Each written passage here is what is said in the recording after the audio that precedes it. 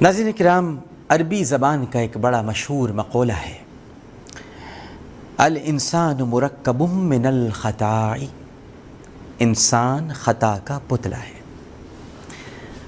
یہ حضرت انسان بھی کیا مخلوق ہے۔ اگر یہ مومنانہ سرشت اپنائے تو بارگاہ خداوندی میں وہ مقام مرتبہ حاصل کر لیتا ہے کہ ملائکہ بھی اس پر رشک کرتے ہیں، اور یہی انسان جب معصیت کے راستے پر چل پڑے تو ایک وقت وہ بھی آتا ہے کہ وہ اسفل سافلین کی پستیوں میں گر جاتا ہے۔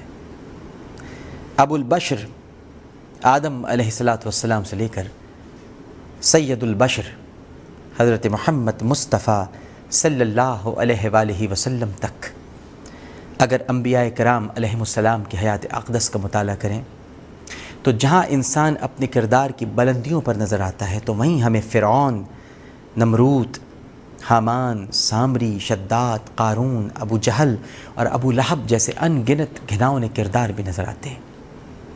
یہ بھی انسان ہی کے روپ ہیں۔ در حقیقت انسان جب ماں کی کوکھ سے اس جہاں میں آتا ہے نا ناظرین، تو وہ فرشتوں کی طرح معصوم اور پاکیزہ ہوتا ہے۔ ابھی اس کا چہرہ دنیاوی معصیتوں سے آلودہ نہیں ہوتا، پھر جوں جوں وقت گزرتا جاتا ہے اس کے کردار اور اس کی نیک اور بد صفات کا عکس اس کے چہرے سے ظاہر ہونے لگتا ہے۔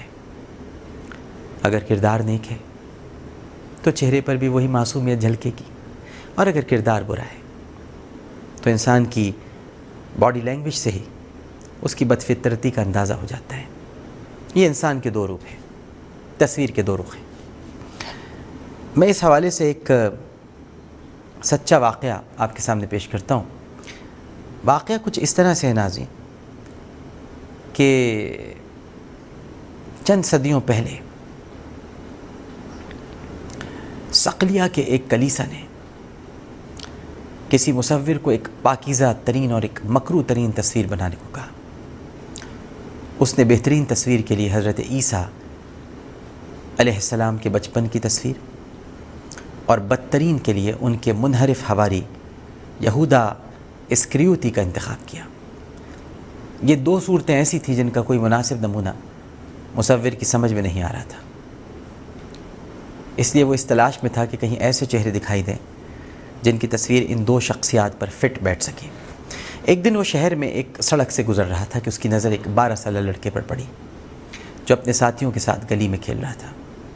مصور نے اس معصوم چہرے کو حضرت عیسیٰ علیہ السلام کی لڑکپن کی تصویر کے لیے نہایت موزوں پایا اور اسے اپنے ساتھ چلنے پر آمادہ کیا اور گھر لا کر اس کی تصویر بنانی شروع کر دی۔ لیکن ابھی یہودا اسکریوتی کی تصویر کا مسئلہ باقی تھا۔ اس کے لیے اسے عرصے دراز تک کوئی مناسب چہرہ نہیں مل سکا۔ اسی تلاش میں کئی سال بیت گئے۔ ایک روز یہ مصور ایک شراب خانے میں بیٹھا تھا کہ اچانک اسے ریسیپشن پر ایک نحیف و نزار شخص دکھائی دیا جس کے چہرے سے وحشت اور تباہی ٹپک رہی تھی۔ مصور نے جب اسے دیکھا تو اسے اس شخص کے چہرے میں ہر اس گناہ کا عکس نظر آیا جو کوئی آدم کا بیٹا انجام دے سکتا ہے۔ مصور اسے دیکھ کر خوشی سے اچھل پڑا اور اسے گھر لا کر مصور نے اس کی تصویر بنانا شروع کر دی۔ تھوڑی دیر تک تو وہ شخص ساکت اور جامد بیٹھا رہا، مگر پھر اچانک اٹھ کھڑا ہوا۔ مصور نے اس سے پوچھا کہ کیا بات ہے؟